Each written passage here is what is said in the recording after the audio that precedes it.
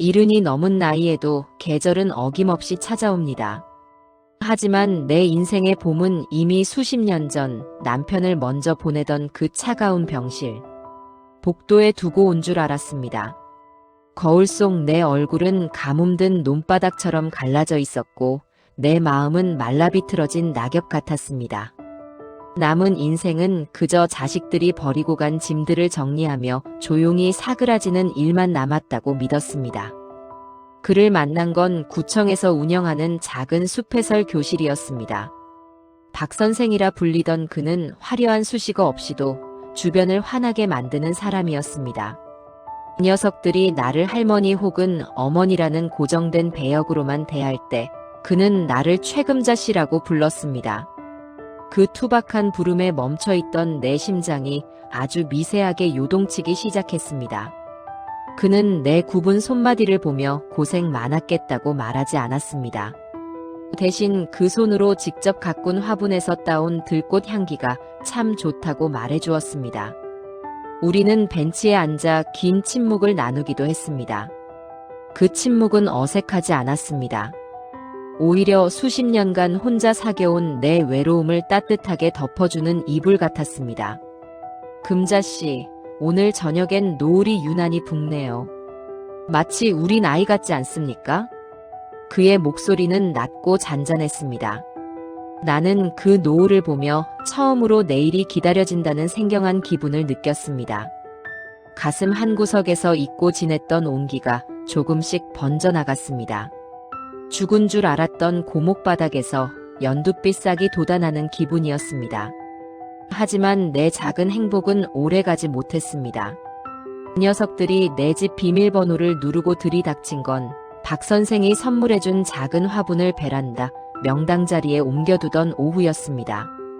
진수와 미연은 신발도 제대로 벗지 않은 채 거실로 들어와 나를 취조하듯 둘러쌌습니다.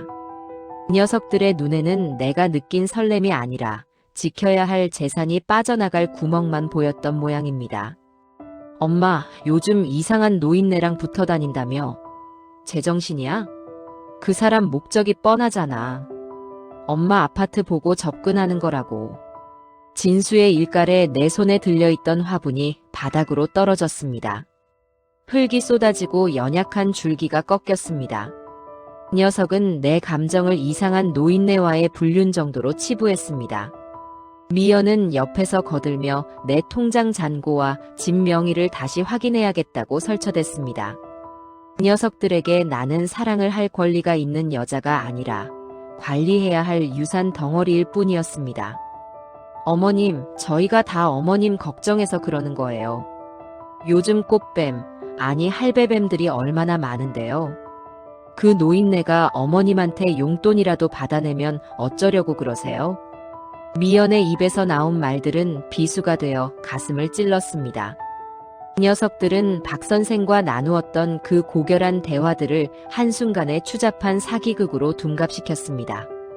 녀석들이 걱정하는 건 내 안위가 아니라 나중에 자기들이 물려받을 재개발 아파트의 지분이었습니다. 녀석들의 눈에 박 선생은 내 인생의 동반자가 아니라 자신들의 밥그릇을 가로채러 온 침입자였습니다. 나는 바닥에 흩어진 흙을 물끄러미 바라보았습니다. 녀석들이 소리를 지를수록 내 마음속의 온기는 빠르게 식어갔습니다. 하지만 이번엔 예전처럼 순순히 물러나고 싶지 않았습니다. 녀석들에게 휘둘려 내 마지막 봄을 포기하기엔 박 선생이 건네준 그 따뜻한 시선이 너무나 아까웠습니다.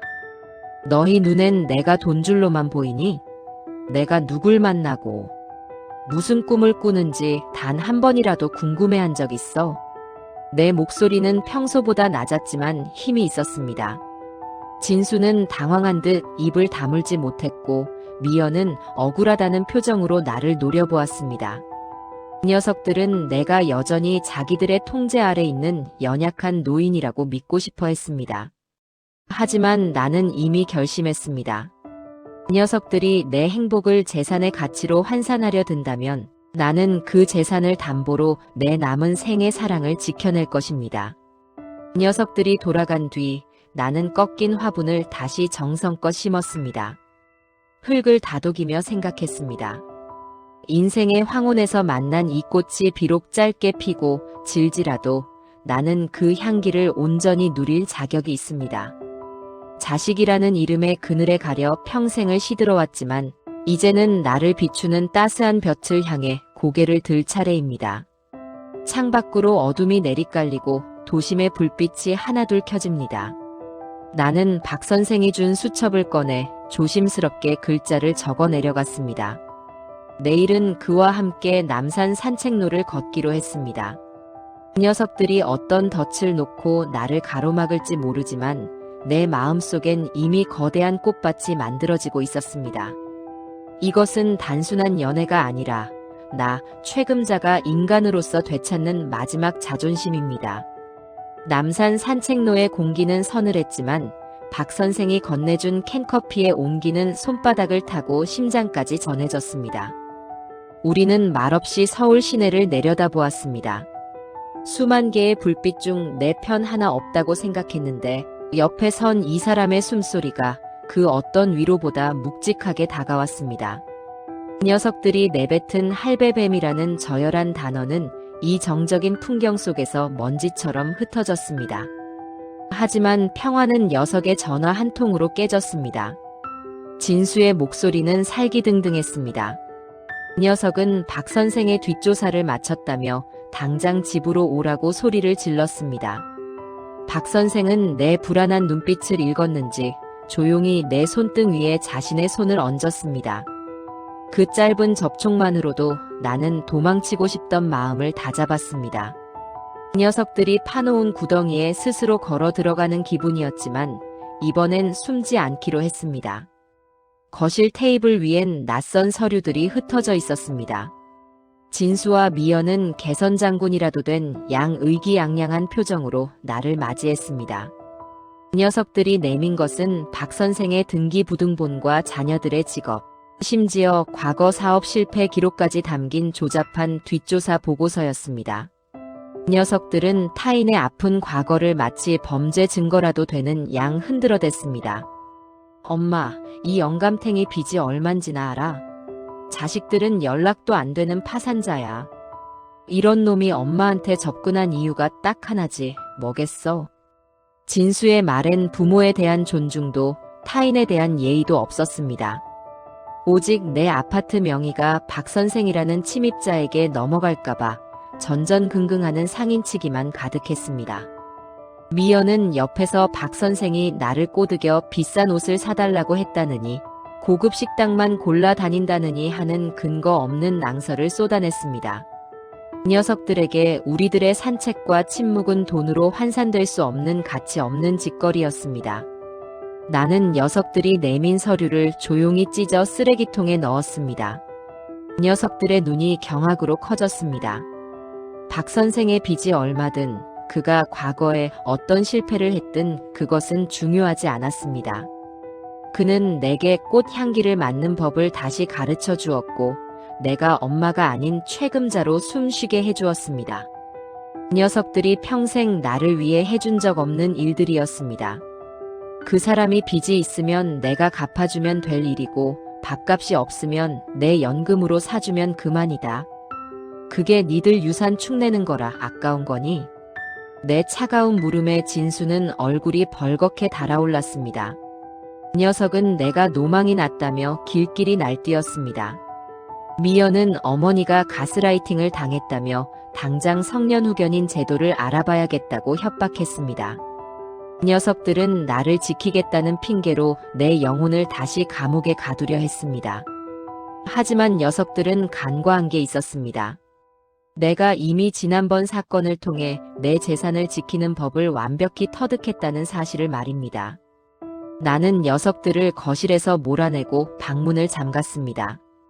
밖에서 문을 두드리는 소리가 들렸지만 더 이상 가슴이 뛰지 않았습니다. 나는 박 선생에게 문자를 보냈습니다. 내일은 좀 더 멀리 기차를 타고 떠나보자고 했습니다. 녀석들이 내 사랑을 계산서에 적으려 한다면 나는 그 계산서를 통째로 불태워버릴 생각입니다. 인생의 마지막 봄은 누구의 허락도 필요하지 않은 오직 나의 것입니다. 17화 꽃은 늦게 터져도 향기롭다. -3부 깨진 화분과 돋아나는 가시. 박 선생의 휴대전화가 꺼져 있던 사흘은 내 생애 가장 긴 겨울이었습니다. 집안에 흐르는 공기는 눅눅했고 녀석들이 거실에 남기고 간 뒷조사. 서류의 잔해들은 내 발등을 찌르는 파편이 되어 굴러다녔습니다. 녀석들은 승리를 확신한 듯 보였습니다. 내가 박 선생과 연락이 닿지 않자 진수는 거실 소파에 길게 누워 리모컨을 돌리며 말했습니다. 거보라고. 돈 나올 구멍이 막히니 본색을 드러내고 도망친 거라고 말입니다. 녀석의 비릿한 웃음소리가 천장을 울릴 때마다 내 심장 밑바닥에선 뜨거운 불길이 일었습니다. 하지만 박 선생은 도망친 게 아니었습니다. 그는 녀석들에게 난도질당한 자신의 존엄을 수습하느라 침묵하고 있었을 뿐입니다.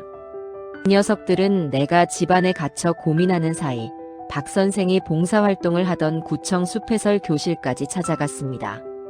진수는 수십 명의 수강생 앞에서 그를 노인 홀려 재산 가로채는 사기꾼이라 명명했습니다. 미연은 옆에서 박 선생의 자녀들에게 전화를 걸어 당신네 아버지가 우리 집안을 망치고 있으니 당장 데려가라고 소리를 질렀습니다. 평생을 나무와 꽃을 가꾸며 조용히 살아온 한 남자의 세계가 내 자식들의 구두발에 처참히 짓밟혔습니다.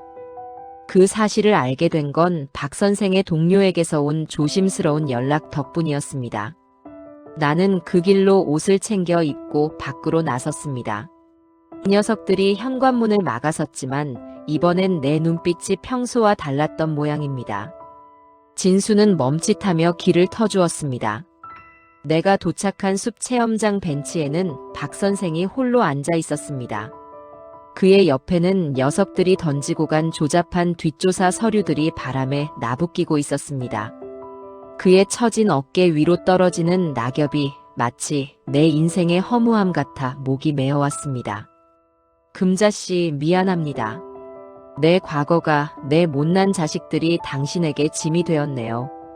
그냥 우린 노을이나 같이 바라보면 되는 거였는데 내가 너무 욕심을 냈나 봅니다. 박 선생의 목소리는 갈라져 있었습니다. 그는 나를 원망하지 않았습니다. 오히려 자신의 부족함이 나를 곤란하게 만들었다며 사과했습니다. 녀석들에게 모욕을 당하면서도 그는 내 이름을 지키기 위해 입을 닫았다고 했습니다. 나는 그의 거친 손을 잡았습니다. 평생 자식들을 위해 헌신하며 달아버린 내 손과 나무를 가꾸며 투박해진 그의 손이 맞닿았습니다. 그 순간 알았습니다. 녀석들이 지키려는 건 아파트 평수였지만 내가 지키고 싶은 건 이 따뜻한 손의 온도라는 것을 말입니다. 나는 그를 뒤로 하고 집으로 돌아왔습니다. 거실은 여전히 녀석들의 탐욕으로 가득 차 있었습니다. 진수와 미연은 내일 당장 아파트 명의를 자기들에게 넘기면 박 선생을 더 이상 괴롭히지 않겠노라 제안했습니다. 녀석들에겐 부모의 사랑조차 거래의 대상이었습니다. 나는 말없이 안방으로 들어가 인감 도장과 서류 뭉치를 꺼내왔습니다. 녀석들의 눈이 보석을 발견한 하이에나처럼 번뜩였습니다. 그래, 니들 소원대로 해줄게. 명이든 돈이든 다 가져가라. 대신 조건이 하나 있다. 내 말에 미연은 수첩을 꺼내 들며 받아 적을 준비를 했습니다. 진수는 입가에 번지는 미소를 숨기지 못했습니다. 나는 녀석들을 향해 아주 천천히 그리고 서늘하게 은조렸습니다. 지금 이 순간부터 상속 포기 각서에 도장 찍어라. 내가 이 집을 팔든 사회에 환원하든 아니면 그 사람 빚을 갚는 데 쓰든 니들은 단일 전도 관여하지 않겠다는 각서다.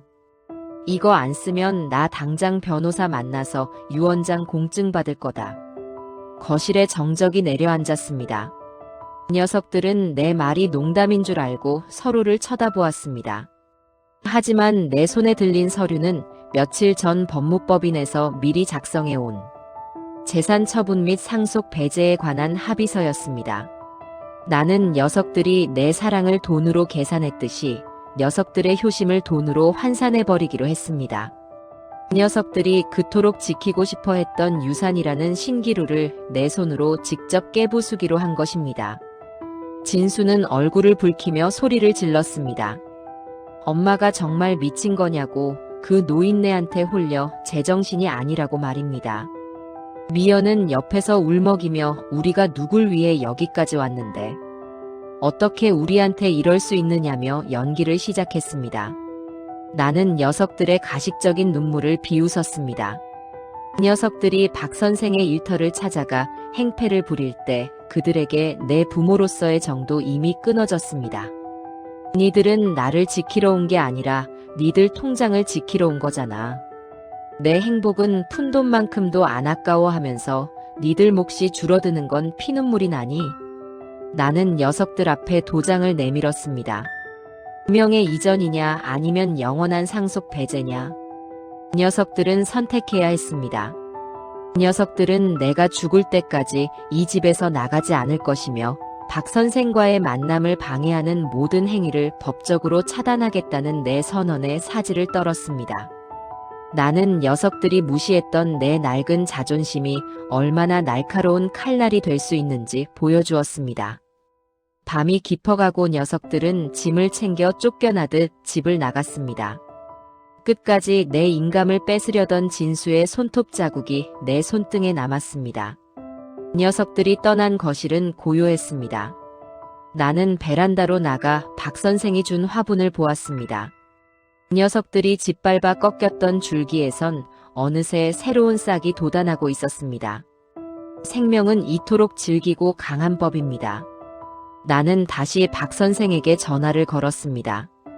신호음이 울리고 그의 떨리는 목소리가 들려왔습니다. 나는 그에게 말했습니다. 이제 우리 사이를 가로막는 담장은 무너졌다고, 그러니 내일은 정말로 기차를 타고 아주 멀리 가보자고 말입니다. 인생의 황혼에서 만난 사랑은 비겁한 계산으로는 결코 가둘 수 없는 자유였습니다. 나는 수첩을 덮으며 창밖의 달빛을 보았습니다. 녀석들은 내일 아침이면 다시 부동산과 변호사를 찾아다니며 내 재산을 갉아먹을 궁리를 하겠지만 상관없습니다. 이미 내 마음속에선 이 집의 명의보다 더 소중한 나 자신의 명의를 되찾았으니까요. 최금자라는 이름 세 글자가 누군가의 어머니가 아닌 사랑을 꿈꾸는 한 여자로 빛나고 있었습니다. 시계 초침 소리가 규칙적으로 울립니다. 예전처럼 가슴을 조여오던 불안함은 사라졌습니다.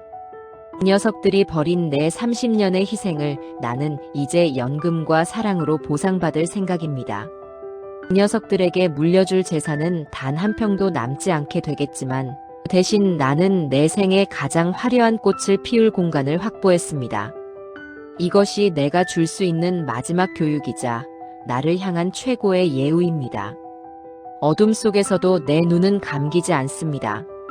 녀석들이 내 인감을 찾기 위해 내 가방을 뒤질 때 나는 녀석들의 탐욕을 뿌리째 뽑아버렸습니다.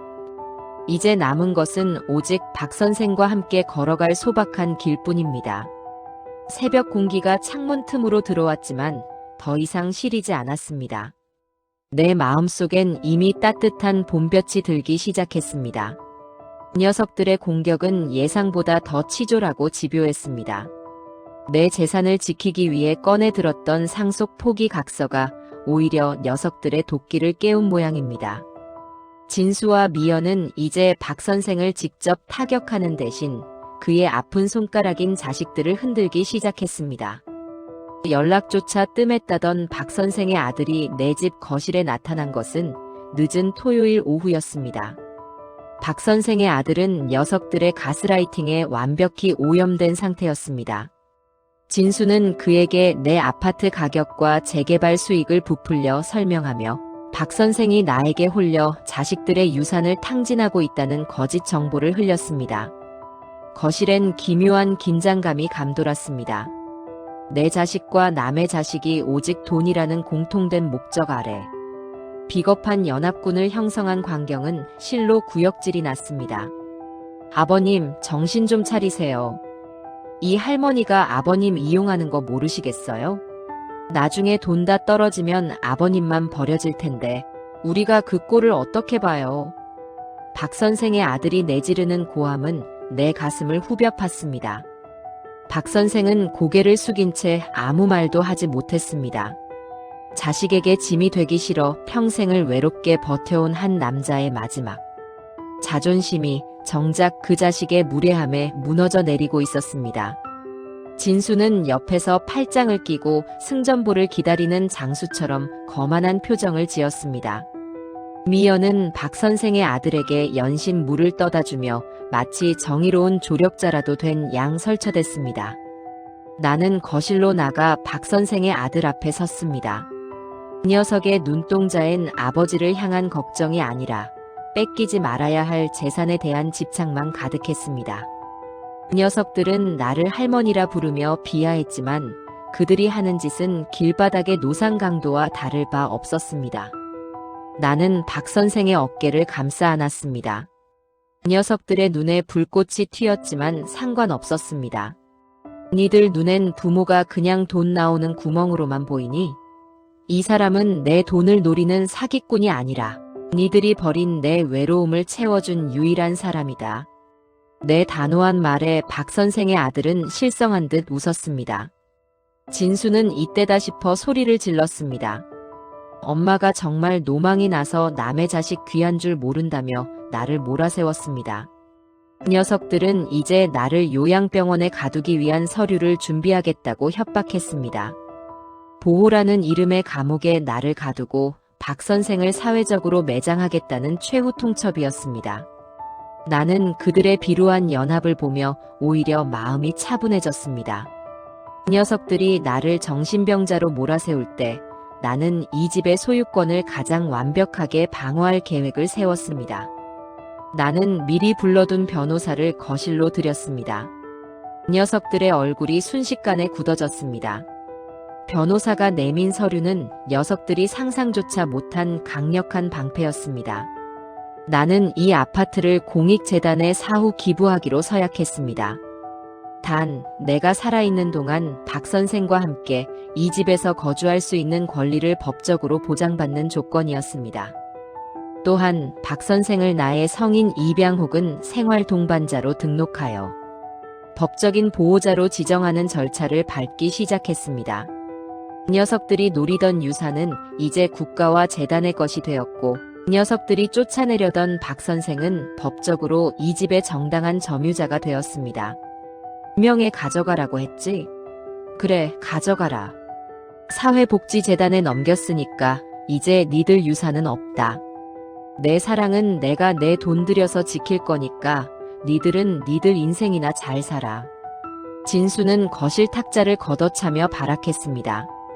미연은 바닥에 주저앉아 통곡했지만 그 눈물은 부모를 잃은 슬픔이 아니라 사라진 아파트 평수에 대한 애통함이었습니다. 박 선생의 아들 역시 소득 없이 쫓겨나야 하는 처지가 되자 자신의 아버지를 팽개치듯 집 밖으로 나가버렸습니다. 거실엔 다시 정막이 찾아왔습니다. 나는 덜덜 떨고 있는 박 선생의 손을 꼭 잡았습니다. 그 녀석들이 짓밟으려 했던 우리의 관계는 이 시련을 거치며 더 단단한 매듭이 되었습니다. 우리는 화려한 예식장 대신 이 거실에서 둘만의 작은 서약을 나누기로 했습니다. 그 녀석들이 물려받을 재산은 단일 전도 남지 않겠지만 나는 내 생의 마지막 봄을 누구의 방해도 받지 않고 온전히 누릴 수 있게 되었습니다. 밤은 깊었지만 마음은 그 어느 때보다 가벼웠습니다. 나는 베란다 창가에 앉아 박 선생과 함께 노을 대신 밤하늘의 별을 바라보았습니다. 그 녀석들은 내일 아침이면 다시 소송을 준비하느라 혈안이 되겠지만 나는 이미 녀석들이 넘볼 수 없는 성벽을 쌓았습니다. 인생의 황혼에서 만난 꽃은 비바람을 견디며 더 짙은 향기를 내뿜고 있었습니다. 현관을 비추는 아침 햇살이 이제야 제 자리를 찾은 듯 평온하게 거실 바닥을 가로지릅니다. 그 녀석들이 점령군처럼 들이닥쳐 헤집어 놓았던 공기는 사라지고 그 자리에 은은한 소량과 구수한 차 냄새가 들어찼습니다. 지난 몇 달간은 전쟁터와 같았습니다. 내 집을 지키는 것을 넘어 내 영혼의 마지막 봄을 사수하기 위해 나는 생전 처음 법원이라는 차가운 건물 문턱을 제 집 드나들듯 넘나들었습니다. 결과는 명확했습니다. 변호사의 조언대로 진행한 성인 입양과 공익재단 기부. 약정은 녀석들이 비집고 들어올 틈을 단일도 남기지 않았습니다.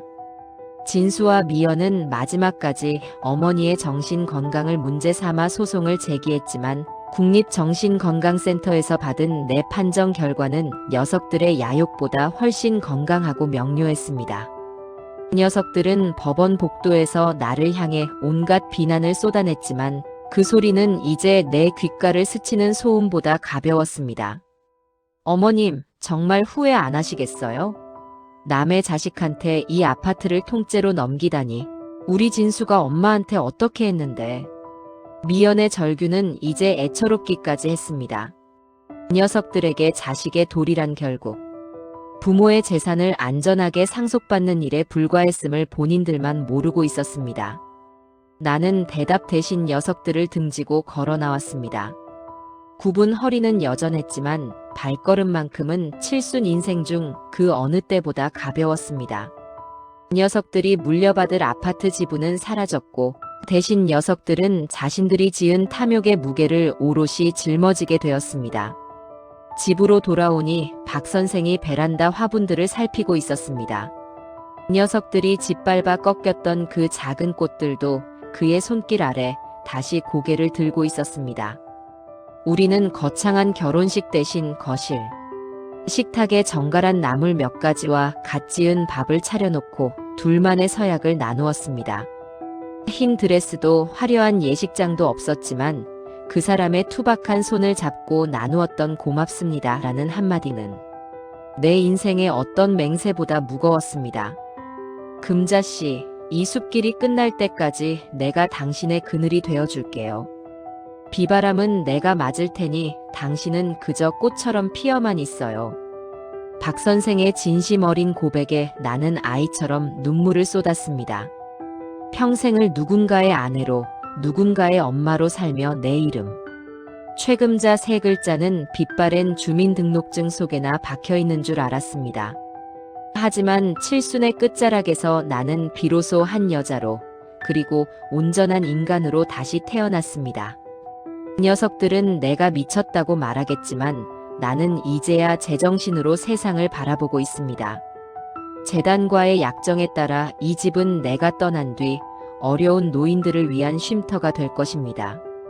녀석들에게 물려줬다면 사채업자의 손에 넘어가거나 며칠 만에 공중분해되었을 재산이 이제는 누군가의 마지막 보금자리가 될 수 있다는 사실이 나를 미소짓게 합니다.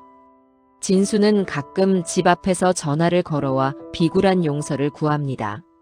사업이 부도 위기라며 한 번만 도와달라고 애걸복걸하지만 나는 조용히 수신 차단을 눌렀습니다.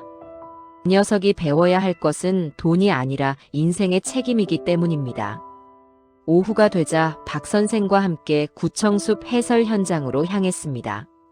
녀석들이 행패를 부려 엉망이 되었던 그곳은 이제 다시 평온을 찾았습니다. 사람들은 우리를 보며 보기 좋은 한 쌍이라며 엄지를 치켜 세웁니다. 나는 그들의 시선이 부끄럽지 않습니다. 늦게 피었기에 더 진한 향기를 내뿜는 꽃이 있다는 것을 내가 직접 증명하고 있기 때문입니다. 박 선생은 나무의 나이테를 가리키며 말했습니다. 상처 입고 견딘 세월만큼 나이테는 더 단단하고 아름다운 무늬를 만든다고요. 내 가슴에 새겨진 수많은 흉터도 이제는 나를 지탱하는 단단한 무늬가 되었습니다.